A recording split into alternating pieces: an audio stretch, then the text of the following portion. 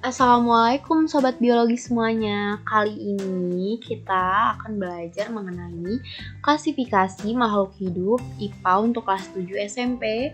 Media pembelajaran kali ini disusun oleh kelompok 1 yang beranggotakan Elisa Alvitasari, Irma Tiain Penti, Naura Ayu Aprilisa, dan Rodatul Jana.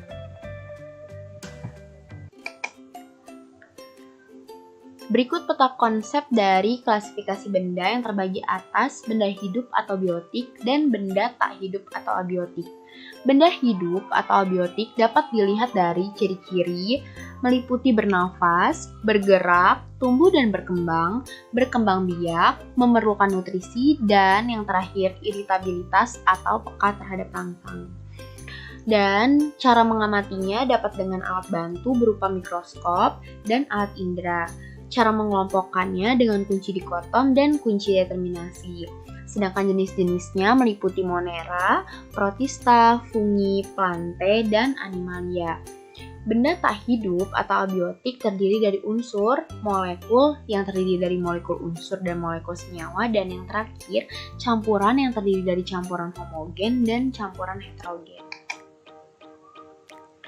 Adapun tujuan pengklasifikasian makhluk hidup, yang pertama, mengelompokkan makhluk hidup berdasarkan persamaan dan perbedaan ciri-ciri yang dimiliki.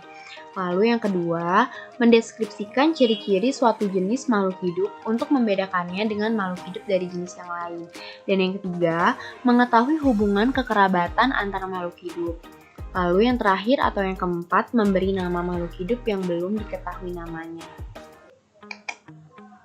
Sedangkan ciri-ciri benda di lingkungan sekitar kita dapat dilihat dari bentuknya yang berbeda-beda, ukurannya yang berbeda-beda, warnanya yang berbeda-beda, dan keadaan permukaan serta bahan penyusunnya yang berbeda-beda. Ciri-ciri makhluk hidup yang pertama yaitu bernafas. Bernafas yaitu menghirup oksigen dan mengeluarkan karbon dioksida.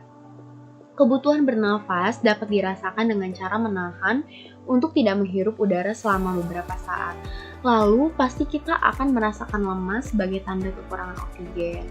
Sehingga dapat disimpulkan bahwa seluruh makhluk hidup membutuhkan bernafas. Dan yang kedua, memerlukan nutrisi atau makanan dari minuman. Untuk kita beraktivitas, setiap makhluk hidup memerlukan energi yang diperoleh dari makanan dan minuman yang kita makan dan minum. Dan yang ketiga, bergerak. Bergerak, manusia dapat berjalan, berlari, berenang, dan menggerakkan tangan yang merupakan ciri bergerak. Tubuh manusia dapat melakukan aktivitas karena memiliki sistem gerak. Sistem gerak ini terdiri dari atas tulang, sendi, otot. Yang ketiganya akan bekerja sama membentuk sistem gerak. Dan yang keempat, tumbuh dan berkembang. Makhluk hidup mengalami pertumbuhan berupa pertambahan berat dan tinggi, sedangkan perkembangan berupa perubahan dari muda menjadi dewasa. Contoh perkembangan seperti kupu-kupu bertelur, lalu telurnya tersebut menetas menjadi ulat dan menjadi kepompong. Dan kemudian kepompong akan berubah untuk menjadi kupu-kupu muda dan akhirnya menjadi kupu-kupu dewasa. Dan yang kelima, berkembang biak atau reproduksi. Kemampuan makhluk hidup untuk memperoleh keturunan disebut berkembang biak. Tujuannya untuk melestarikan keturunannya agar tidak punah. Dan yang terakhir, peka terhadap rangsang atau iritabilitas. Peka terhadap rangsang atau iritabilitas ini contohnya reaksi manusia saat jika tiba-tiba ada sorot lampu yang sangat terang masuk ke mata yang secara spontan mata akan segera menutup. Dari contoh tersebut menunjukkan bahwa manusia mempunyai kemampuan untuk memberikan tanggapan terhadap rangsang yang diterima.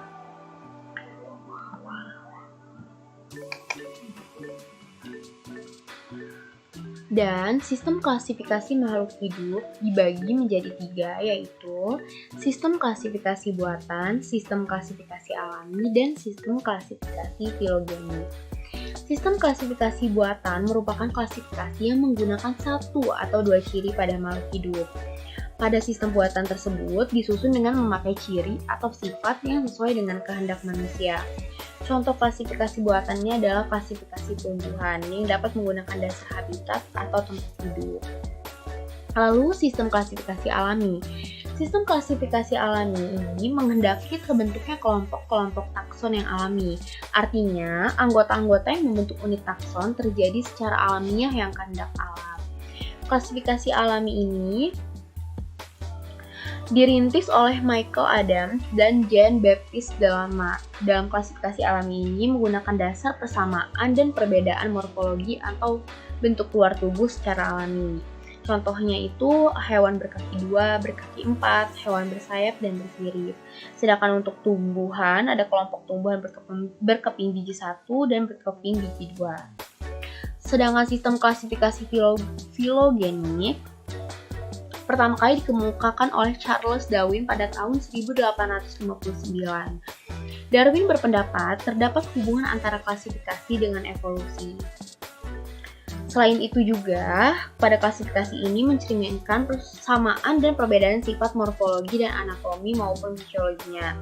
Sistem filogenik juga menjelaskan mengapa makhluk hidup semuanya memiliki kesamaan molekul dan biokimia, tetapi berbeda-beda dalam bentuk susunan dan fungsinya setiap makhluk hidup.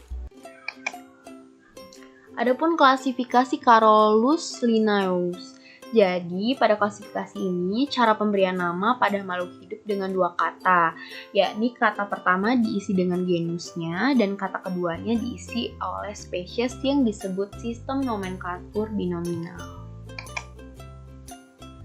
Tahapan pengklasifikasian makhluk hidup yang pertama yaitu pengamatan sifat makhluk hidup, dan yang kedua pengelompokan makhluk hidup berdasarkan pada ciri yang diamati, dan yang ketiga pemberian nama makhluk hidup. Semakin tinggi tingkatan takson, maka persamaan ciri yang dimiliki akan semakin sedikit. Begitu pula jumlah anggotanya, semakin rendah tingkatannya, maka jumlah anggotanya juga semakin mengerucut. Tingkatan takson dari tertinggi ke tingkatan terendah yaitu dapat dilihat seperti di bawah ini. Yang pertama regnum atau bahasa Indonesia dunia dan bahasa Inggrisnya kingdom. Lalu yang kedua divisio atau filum, bahasa Indonesia divisi atau filum dan bahasa Inggrisnya division atau filum. Dan yang ketiga klasis, bahasa Indonesia class, bahasa Inggrisnya class. Lalu yang keempat ordo, bahasa Indonesianya bangsa dan bahasa Inggrisnya order. Dan yang kelima familia atau bahasa Indonesia suku dan bahasa Inggrisnya family. Dan yang keenam genus, bahasa Indonesia marga, bahasa Inggrisnya genus. Dan yang terakhir adalah spesies, bahasa Indonesia genus dan bahasa Inggrisnya species. Kunci determinasi. Kunci determinasi merupakan cara atau langkah untuk mengenali organisme dan mengelompokkannya pada takson makhluk hidup. Kunci determinasi adalah uraian keterangan tentang ciri-ciri makhluk hidup yang disusun berurut mulai dari ciri umum hingga ke ciri khusus untuk menemukan suatu jenis makhluk hidup. Kunci determinasi yang paling sederhana ialah kunci dikotom. Kunci dikotom berisi keterangan yang disusun berpasangan dan menunjukkan ciri yang berlawanan. Berdasarkan sistem klasifikasi yang dikenalkan oleh R. Whitaker, makhluk hidup dibagi menjadi 5 kingdom, yaitu yang pertama kingdom Monera, dan kingdom Protista, dan yang ketiga kingdom Fungi atau jamur, lalu yang keempat kingdom Plantae atau tumbuhan, dan yang kelima kingdom Animalia atau hewan. Sekian pembelajaran kali ini, terima kasih. Wassalamualaikum warahmatullahi wabarakatuh.